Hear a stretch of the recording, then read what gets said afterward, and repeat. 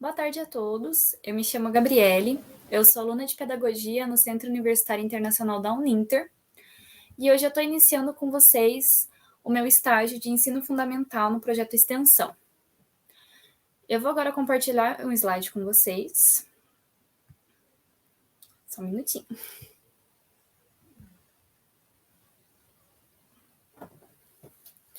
A minha extensão é voltada para o ensino fundamental, mais especificamente na importância na formação continuada para professores alfabetizadores. Aqui está meu nome completo e o RU, caso necessário. O livro base que eu vou usar para todos os slides, todas as aulas que eu vou dar, além de artigos, é a Metodologia da Alfabetização, da Luciana de Luca Dalla Valle. Esse livro foi utilizado por mim na minha faculdade, durante as aulas, e durante toda a apresentação eu vou falar sobre os métodos de alfabetização, sistematização, panorama geral da alfabetização no Brasil, alfabetização e letramento e o professor alfabetizador.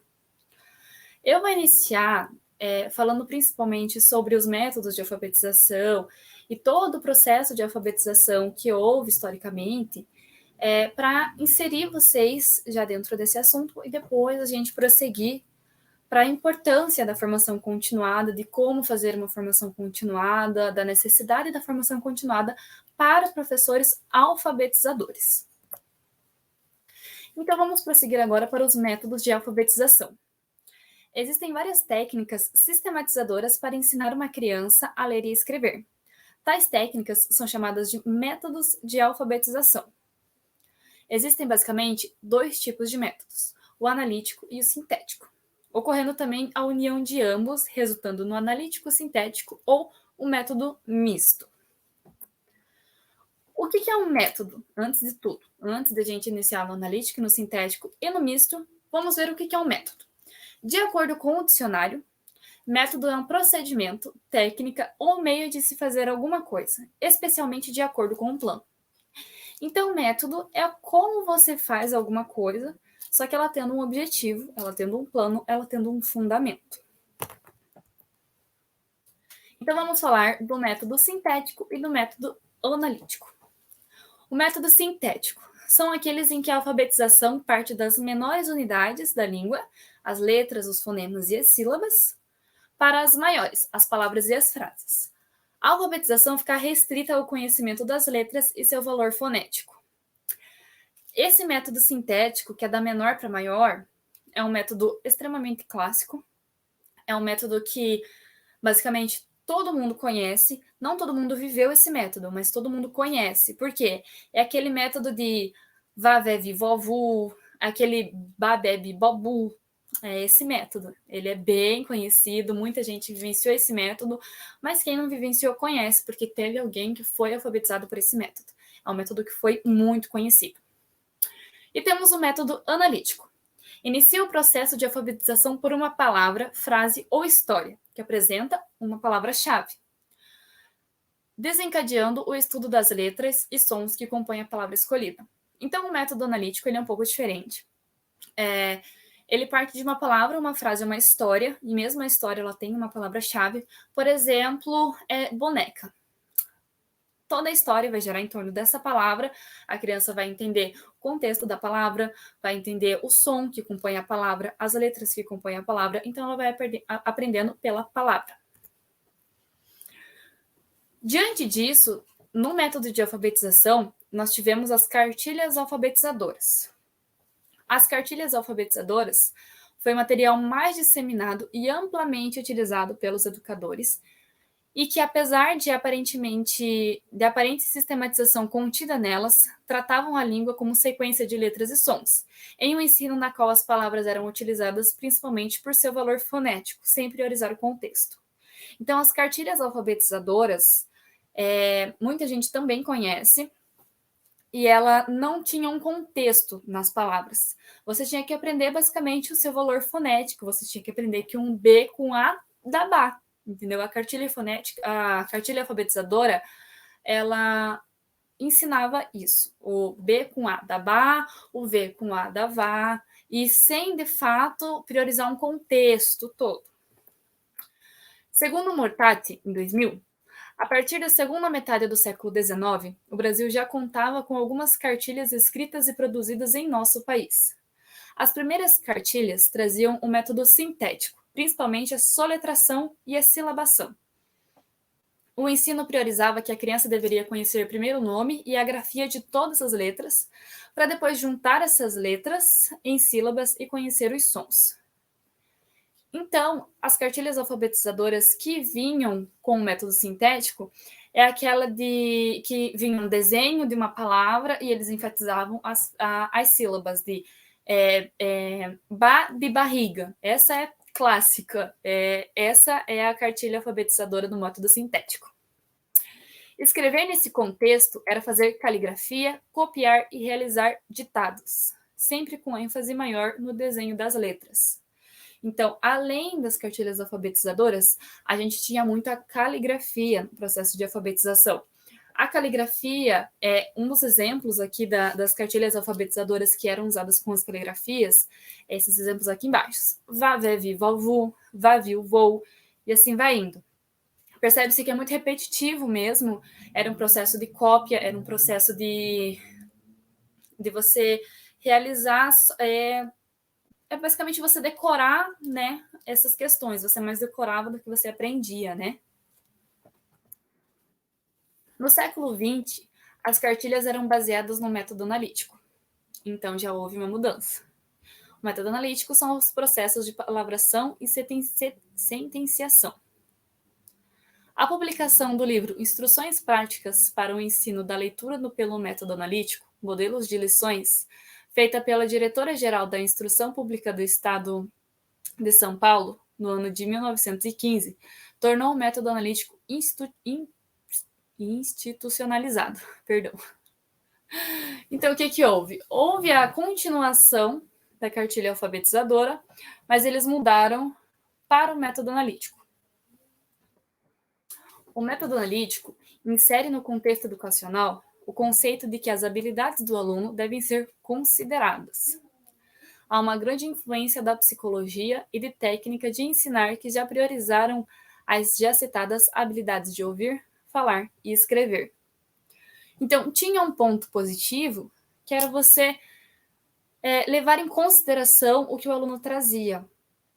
Porque o aluno antigamente, no método tradicional, era visto como uma tábula rasa, onde ele era uma folha em branco que o professor preenchia com seus conhecimentos. Aqui não, já havia uma melhora. Mas ainda assim, não era o método mais adequado, não é o método mais adequado. Porque a grande crítica era de que, como os textos eram formados por uma pequena gama de palavras, digamos, simples, gato, pato, boneca, as crianças decoravam-nas e não aprendiam a ler.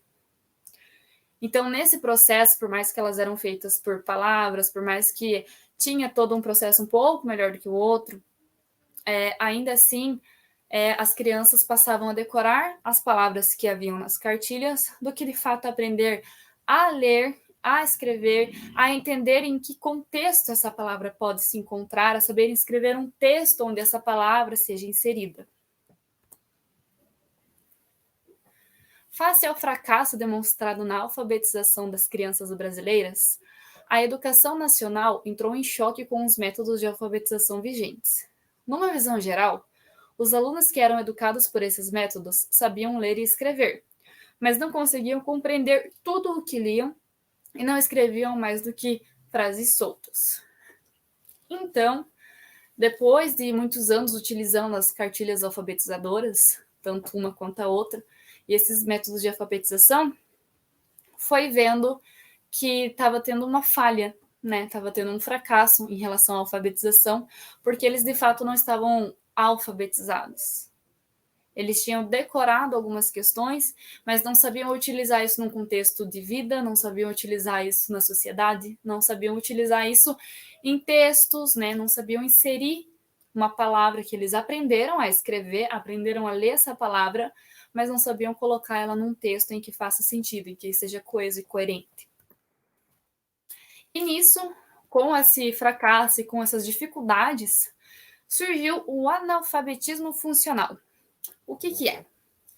No ano de 1978, A Organização das Nações Unidas para a Educação, a Ciência e a Cultura, Unesco, criou o conceito de analfabeto funcional.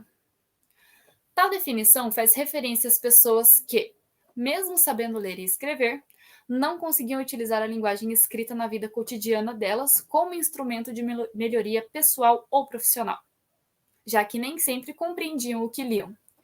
Isso é reflexo, em grande parte, dos métodos utilizados para alfabetizar e suas fragmentações, bem como das concepções sobre alfabetização que vigoraram por décadas. Então, o analfabeto funcional é aquele que ele sabe ler e ele sabe escrever, mas ele não vai conseguir colocar o que ele sabe ler e escrever no seu cotidiano, na sua melhoria como cidadão, no seu procedimento de educação, como profissional, como cidadão. E como consenso geral acerca da história do nosso país, podemos dizer que a partir da década de 1980, com os estudos publicados que retiravam a ênfase da alfabetização no como se ensina e focavam as reflexões no como se aprende, a alfabetização começou a ser concebida sem métodos. Então, o que houve? Houve essa questão da dificuldade, né, de realmente gerar pessoas alfabetizadas, e houve uma crítica com os métodos que eram utilizados para ser alfabetizado e o conceito de alfabetização, o conceito de pessoas alfabetizadas. E havendo essa crítica, foi criada então a metodologia que é sem métodos. Então, eles não utilizavam o sintético e não utilizavam o analítico. A alfabetização sem métodos não é uma alfabetização à solta, em que não existe nenhum tipo de fundamento. Não é porque ela não tem um método analítico ou sintético que ela não tem um objetivo, um propósito e ela não tem fundamento. Não é uma bagunça. Mas ela faz um grande choque, assim, por ser extremamente diferente das metodologias anteriores que a gente acabou de comentar. Aqui eu coloquei no slide uma questão de contras e prós ali, sabe? Então, no tradicional, nos métodos, havia muito decorar. Era você decodificar e decorar, né? E, em vez disso, nos sem métodos, as crianças tinham contato com a linguagem do seu meio. Então, o que acontecia? Ela era alfabetizada de acordo com o seu meio, de acordo com a sua realidade. Não eram inseridos textos educacionais, mas eram inseridos coisas de acordo com a realidade da criança, o que é extremamente fundamental, porque quando um ensino vem trazido já de acordo com a realidade da criança, o ensino torna-se significativo para a criança, o que muda completamente, torna-se de fato um ensino concreto na criança em que ela vai levar para a vida, que ela vai poder utilizar, vai conseguir utilizar. Antigamente, a criança era vista como uma tábula rasa, como eu mencionei antigamente. Era uma folha de papel em branco em que o professor preenchia. Agora não. Agora, para a educação de alfabetizar, a ideia da criança sobre o que é escrever era válida, as vivências da criança eram válidas, as culturas, os ideais, os princípios, tudo isso era válido para um processo de alfabetização. Antigamente, era o decodificar, a transmissão, assimilação, a questão dos códigos. Com a alfabetização sem métodos, não. A linguagem escrita é relacionada à sua função fundamental, o comunicar. Você não era alfabetizado para você saber que B com A é Bá. Você era alfabetizado para você conseguir se comunicar, para você conseguir utilizar essa alfabetização em sociedade. As crianças elas aprendem características próprias da linguagem escrita, elas elaboram ideias na tentativa de atribuir sentido à escrita. Então, a criança, nesse método, ela tem voz. A criança, nesse método, ela é um ser ativo no processo de aprendizagem. E aqui cabe uma reflexão. É preciso ensinar técnica da leitura e da escrita. Ninguém aprende a ler e a escrever se não aprender relações entre fonemas e grafemas, para codificar e para decodificar.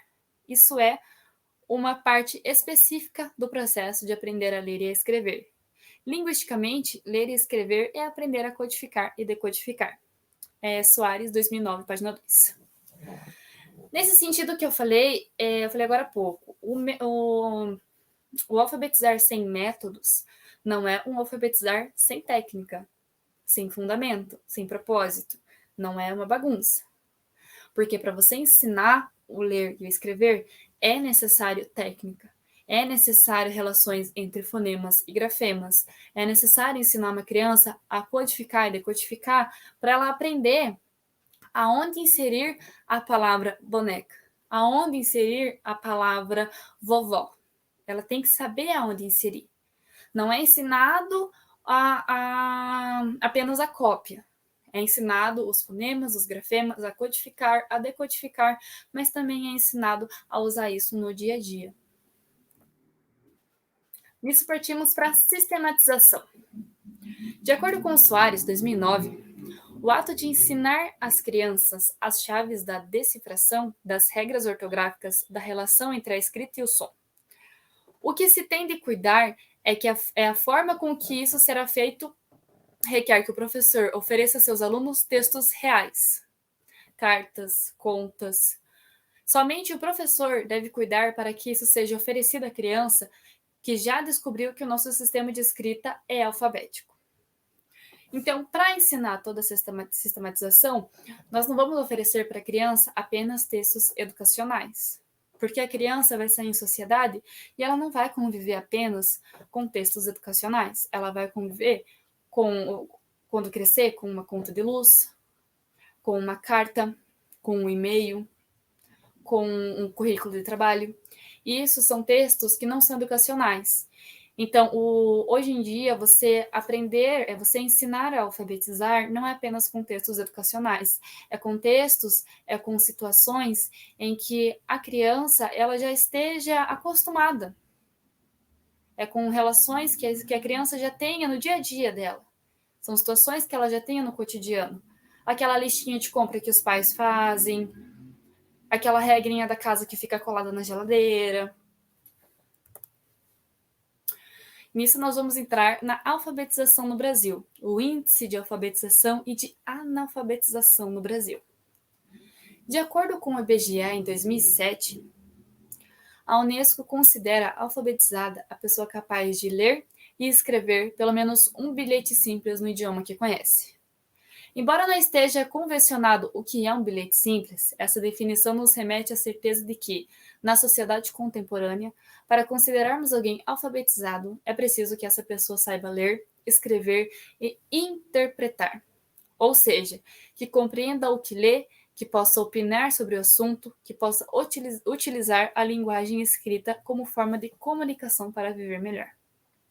Então, alfabetizar, você estar de fato alfabetizado, não é você saber ler textos educativos, não é você saber escrever meramente o seu nome, é você saber ler, escrever, interpretar o que está escrito, conseguir inserir isso num contexto em que seja coeso e coerente, é você conseguir utilizar essa linguagem escrita e oral como cidadão, no dia a dia, em sociedade.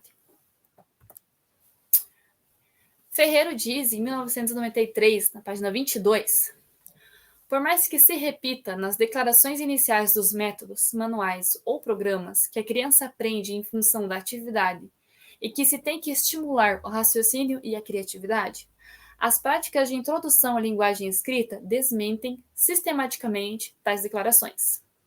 O ensino neste domínio continua apegado às práticas mais envelhecidas na escola tradicional, aquelas que supõem que só aprende algo através da repetição e da memorização, da cópia e retirada de modelos e da mecanização.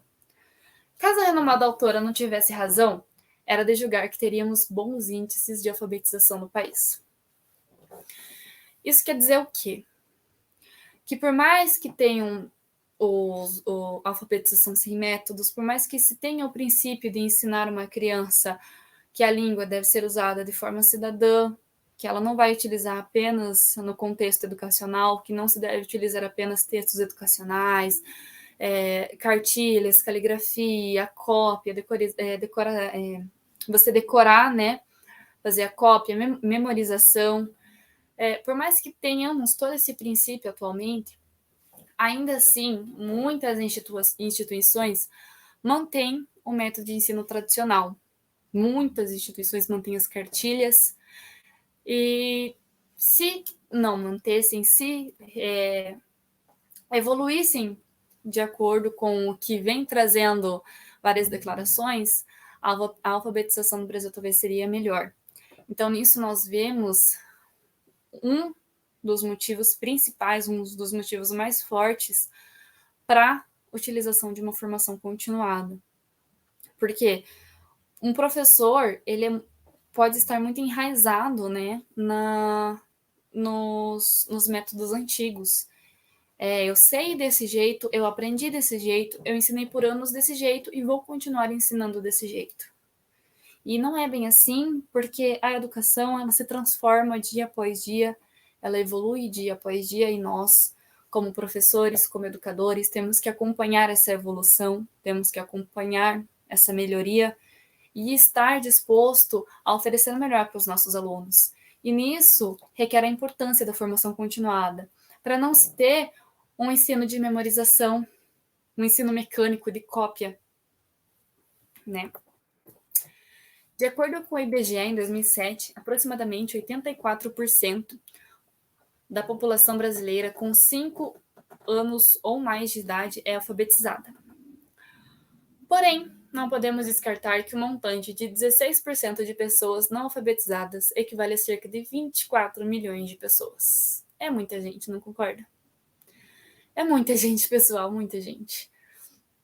E vendo 24 milhões de pessoas que não são alfabetizadas, vendo essa porcentagem, em 2007, é uma porcentagem recente, a gente vê novamente a necessidade de uma formação continuada. Uma formação continuada de professores alfabetizadores para que não haja evasão, para que haja realmente uma alfabetização concreta, em que o aluno saia e consiga utilizar o ler e o escrever em sociedade, como um cidadão, num processo de trabalho. Então, nisso se torna especificamente importante a formação continuada, para que esses índices diminuam. E nisso nós nos perguntamos o que estamos fazendo de errado. Como podemos melhorar a escolarização das crianças da educação básica, principalmente nas classes de alfabetização, para podermos nos orgulhar dos resultados no futuro. É o que eu falei, gente, a educação ela não é estagnada, ela melhora dia após dia. Nós temos novos conceitos chegando dia após dia, nós temos novos princípios, e isso faz com que a gente nunca pare de estudar, nós educadores, nós professores, alfabetizadores. Nunca podemos parar de estudar, porque sempre vai ter um método melhor, sempre vai ter um princípio melhor. E a gente tem que continuar estudando, para formar crianças, adolescentes, adultos, pessoas melhores. Porque o que nós formamos aqui é o que vai para a sociedade, não é mesmo? É o que vai ser um cidadão ativo na comunidade.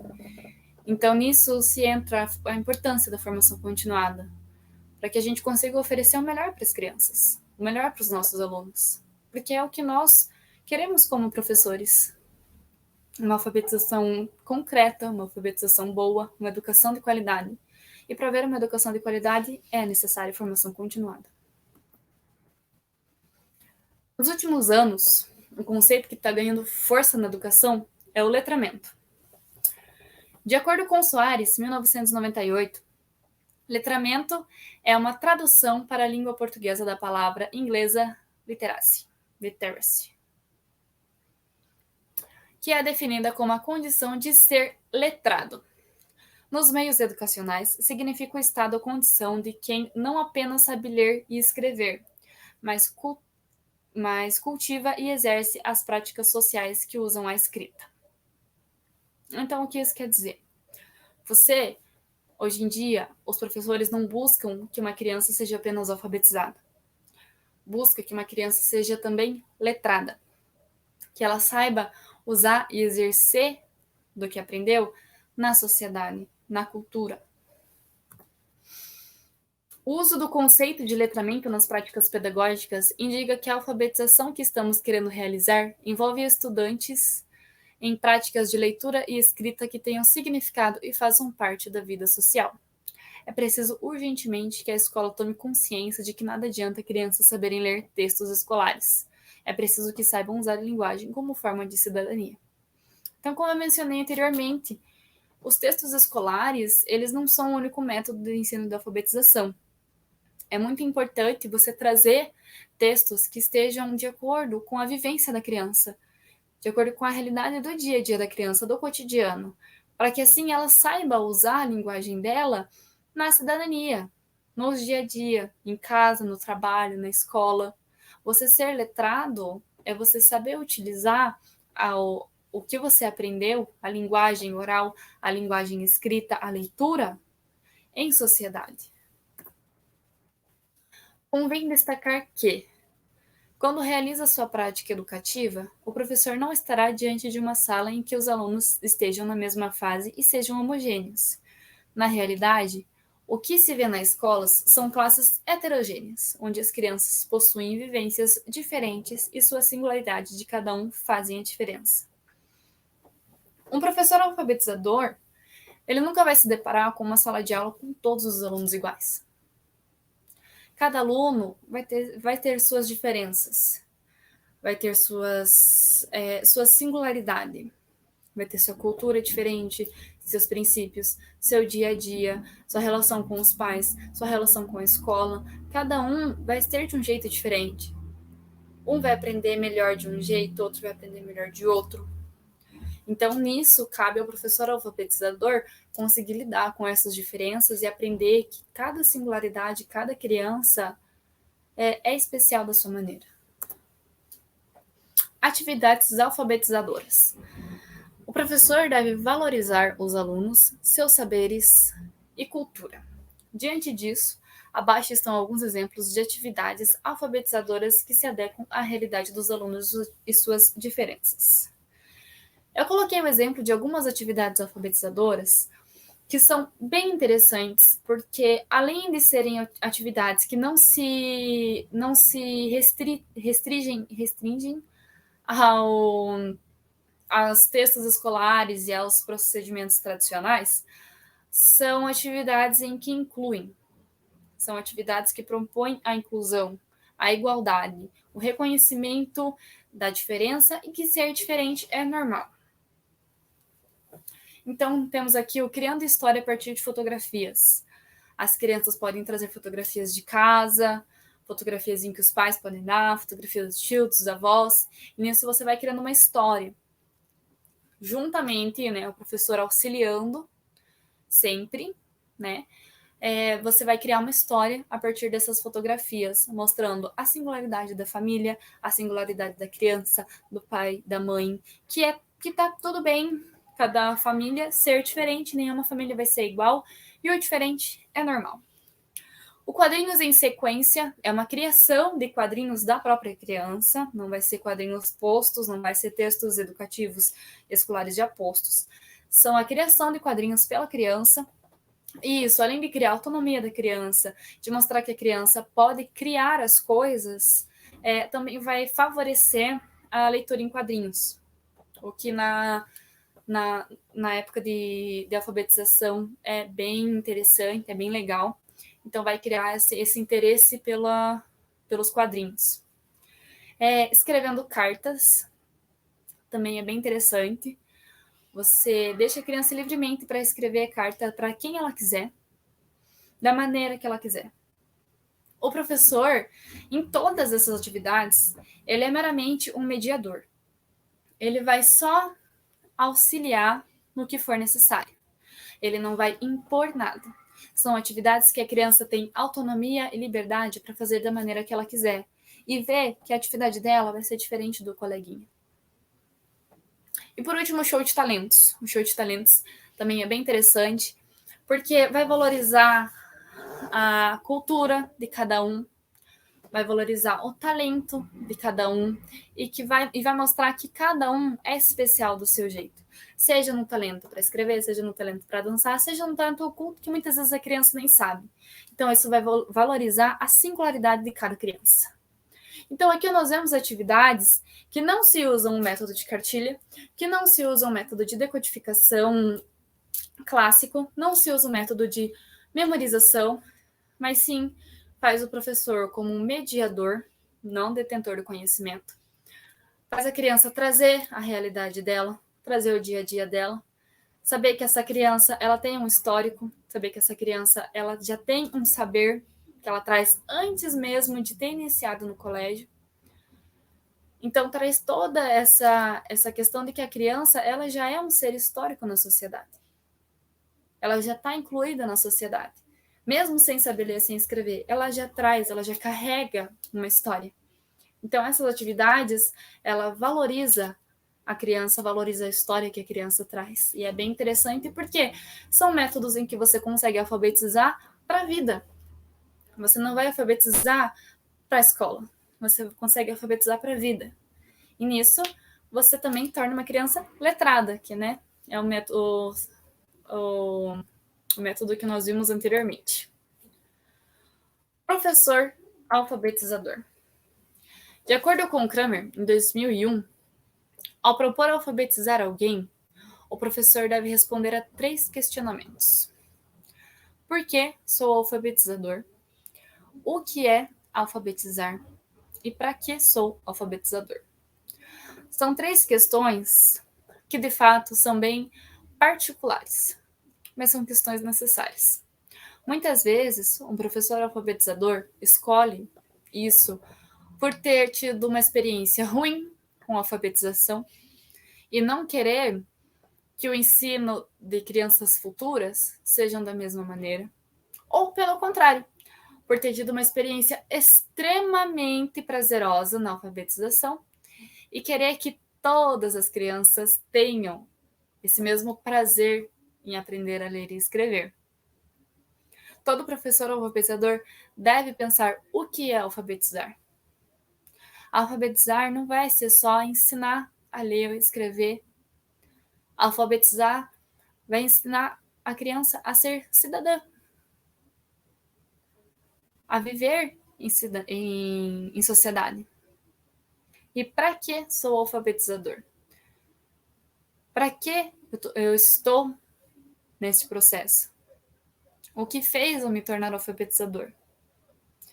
São questões que fazem o professor refletir por que está lá. E são questões de extrema importância, porque você tem que saber de fato por que você está, o que é alfabetizar, para que é o seu alfabetizador, para você conseguir ser um professor em que uma criança lembre para o resto da vida. Porque quando você tem uma experiência, você criança tem uma experiência rica, uma experiência que de fato seja construtiva, é uma experiência que vai para o resto da vida. O alfabetizador é alguém que favorece o processo de alfabetização, propiciando que as crianças realizem atividades organizadas de tal forma que as muitas maneiras de representação infantil, colar, falar, montar, cheirar, etc., sejam contempladas e gradativamente ampliadas até chegar à linguagem convencional. Para ser alfabetizador, é fundamental reconhecer que a aprendizagem da leitura e escrita tem função social e cultural, ou seja, alfabetizamos para auxiliar as crianças a desfrutarem de sua cidadania. Hoje em dia, não se alfabetiza simplesmente para crianças saber ler e escrever passar de ano. Os professores alfabetizadores, eles têm a função de fazer a criança desfrutar da sua cidadania, de conseguir entender o que está escrito, não só ler e escrever, mas interpretar. E hoje em dia, a alfabetização, ela não é feita de uma maneira sistematizada. Como mencionei ali, o colar, falar, montar, cheirar. Então, o que acontece? Você alfabetiza, mas alfabetiza de acordo com a realidade da criança. Você não vai impor um texto em que não seja de acordo com a realidade da criança. Você vai impor situações que sejam de acordo com a realidade, do convívio, do ciclo da criança, para que a criança consiga ter um ensino concreto, que não seja um ensino raso, seja um ensino que de fato se concretize na criança e a criança nunca mais esqueça, não porque ela decorou, mas porque ela aprendeu e porque o aprendizado foi de acordo com a realidade da criança. Hoje em dia, a criança não é vista mais como uma mera tábua rasa, como uma folha em branco. Ela é um ser histórico em sociedade, é um ser participativo e é um ser que merece atenção, que merece reconhecimento de que traz uma carga, traz uma bagagem, e essa bagagem, ela merece ser valorizada, ela merece ser vista, para que a alfabetização seja concreta, e não só a alfabetização, agora eu falo do ensino no geral. Para que o ensino seja concreto, você tem que, hoje em dia, o professor tem que olhar a criança como um ser histórico em sociedade, um ser ativo em sociedade, mesmo não sabendo ler e escrever. Porque a criança já vai trazer uma carga. A criança não é uma tábua rasa, por mais que ela não saiba ler e escrever. Por mais que seja a primeira vez que a criança pise num colégio, ela não é uma tábua rasa, ela não é uma folha em branco. Ela já traz as vivências do cotidiano dela, da casa dela, da rua, dos amigos. E isso é de extremamente importância, isso é de extremamente valia para que um professor seja um professor bom, seja um professor eficiente, seja um professor eficaz. Não só alfabetizador, mas de todo o ensino no geral. Com a inserção do conceito letramento no ensino, o professor alfabetizador passa a alfabetizar letrando os seus alunos. Para isso, precisa ensinar tanto os conhecimentos de codificação e decodificação, quanto e simultaneamente desenvolver o processo de letramento na exploração dos diferentes tipos de texto. Silva 2006. Então, quando houve, o conceito de letramento na educação, não houve apenas agora o alfabetizar, não houve só alfabetização. Agora é alfabetização e letramento. E agora o professor alfabetizador, ele alfabetiza letrando. Por quê? Eu não quero apenas que o meu aluno ele saiba ler e escrever. Eu quero que o meu aluno ele saiba ler, a escrever, a interpretar, a ser letrado e usar esse conhecimento no dia a dia em sociedade. A ter a cultura de todo esse conhecimento e de saber identificar as culturas, as demais culturas. De acordo com a Universidade Federal de Minas Gerais, os cinco eixos fundamentais de trabalho a serem considerados para a prática do professor alfabetizador para alfabetizar letrandos são a compreensão e valorização da cultura escrita, a apropriação do sistema de escrita, a leitura, a produção de texto e o desenvolvimento da oralidade. Todos esses eixos são necessários para um alfabetizar letrando. Desde o início, eu comentei, por mais que não exista esses métodos analíticos, sintéticos, esses métodos de memorização, o ensino, ele não é avulso, ele não é sem propósito. Então, o alfabetizar letrando, ele também tem seus propósitos e seus objetivos. Então, principalmente, ele valoriza a cultura, porque o alfabetizar letrando, você vai inseri-lo numa cultura que você vai valorizar a cultura que ele já traz, mostrar as demais culturas e inserir em sociedade, onde tem muitas culturas. A apropriação do sistema de escrita, a leitura, a oralidade são questões básicas para se viver em sociedade, e essas questões básicas é que formam uma pessoa letrada. E para ser uma pessoa letrada, você tem que ter tido uma alfabetização não meramente de textos educacionais, não meramente de decodificação, mas sim com valores, com cultura, com o objetivo de que você vai usar isso não na escola, não para fazer uma prova, mas para viver em sociedade. Atividades que podem ser realizadas por um professor alfabetizador. Atividade de compartilhamento de histórias. Atividade usando o dicionário. Atividade em que o professor leia para as crianças. Isso de ler para as crianças é extremamente importante, até mesmo antes da alfabetização. Antes que uma criança saiba ler e escrever, a criança sabe escutar. Antes mesmo dela falar, ela sabe escutar. Então, você criar uma rotina, você professor, criar uma rotina de ler para os seus alunos é de extrema importância, porque ele vai ver você lendo todo dia e vai se interessar pela leitura, porque ele vai ouvir a história, vai gostar e vai se interessar pela leitura. O ler para a criança é extremamente importante. É extremamente importante para que haja um incentivo no futuro para que essa criança possa querer, de fato, ler. Não por obrigação, mas porque você incentivou, você abriu ali uma curiosidade para a criança. A produção de texto, atividade que estimulem a oralidade. Essas são atividades que, se você reparar, ela não utiliza método. Não é um método babebibobo. Esse método, não utilizam esses métodos. São atividades em que o professor ele tem autonomia para fazer uma atividade de alfabetização. O aluno tem autonomia para realizar a atividade proposta com a mediação do professor. O fato do aluno ser ensinado de acordo com a realidade dele, de acordo com o que ele já sabe, de acordo com as vivências do cotidiano dele, e ele ter essa autonomia de poder fazer, é de extrema importância. Porque no processo de alfabetização, não se ensina só a ler e escrever, como eu mencionei, se ensina a ser cidadão. Então, se você propõe autonomia para a criança já vai ser um cidadão que vai ter autonomia para a sua vida social, para o seu trabalho, para o seu cotidiano.